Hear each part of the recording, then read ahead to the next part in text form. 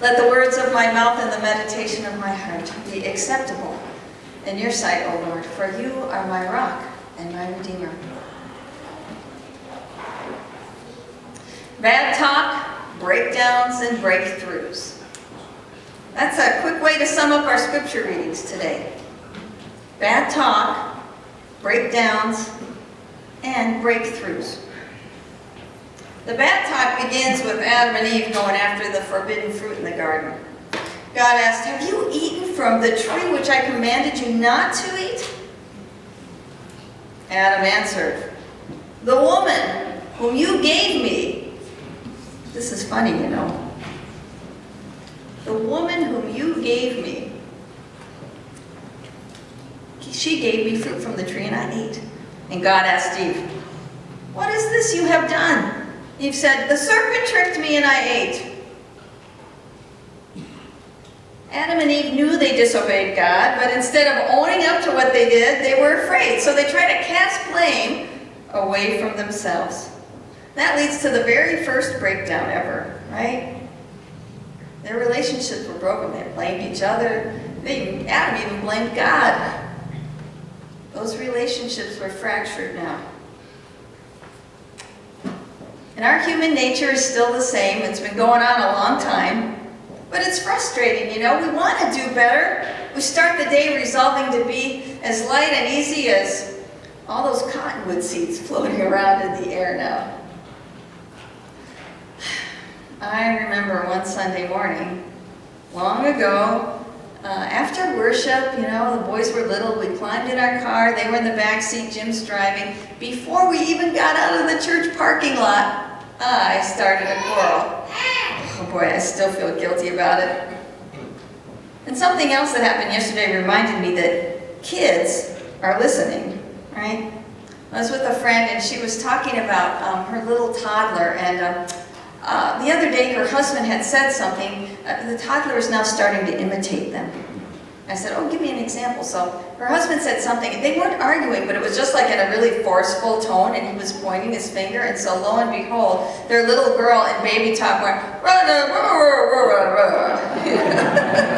Very convincingly. So kids listen, and we unintentionally set a bad example of this for them. Bad talk is like a bad virus, isn't it? Man, it gets around, it catches hold. Breakdowns don't seem to need much to get started. A little complaint seems plenty, and then your spouse or your friend or somebody in your family doesn't get in line with you, they don't agree, or they take offense.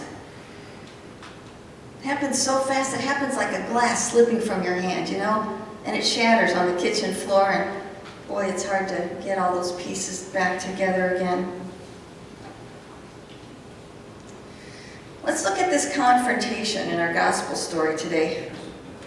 Jesus' ministry was going well.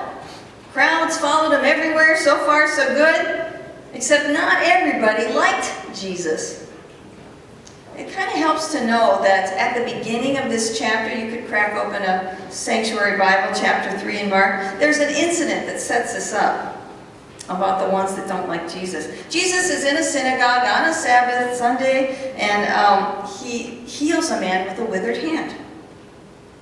And the scribes and Pharisees see this and they call it blasphemy. Jesus is disobeying God's commandment not to work on the Sabbath, you see.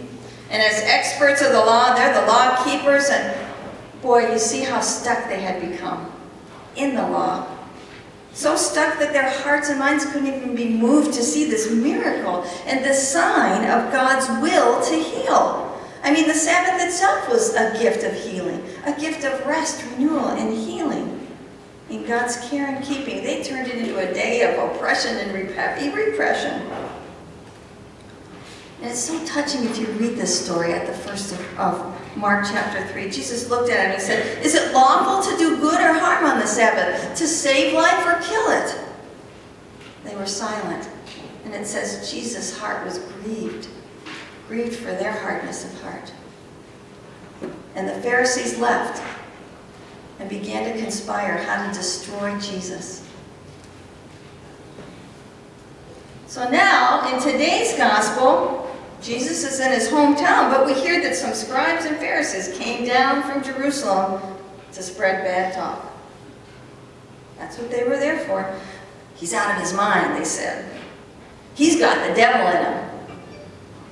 And their logic was that he's casting out demons, so the demons must only listen to Satan, therefore Jesus has the devil in him. And they spread that bad talk around in Jesus' hometown. Now, in the middle part of our gospel, Jesus kind of deconstructs their argument, exposes the flaws with some analogies about a house divided not being able to stand, and about this strong man, that's Satan, and you need to bind this strong man before you can go into his house. We learn too that the bad talk spreads to Jesus' family. And they show up ready to forcibly lay hands on Jesus to take him home for some R&R. Maybe, he's not eating, or they hear he's got out of his mind, they don't understand what he's saying and doing. And instead they find themselves on the outside. The crowds are surrounding Jesus. And the outside also in the sense that now there's some doubt in them. Maybe they believe that Jesus is losing his mind, and that creates distance. It separates Jesus from his own family. Bad talk and breakdowns happen in our families too. In our families, in our homes, our communities, our world, in our church. The devil rides the wave of all that bad talk, He enjoys the breakdowns that separate us more and more from each other, making us all the more isolated and vulnerable and weak to him.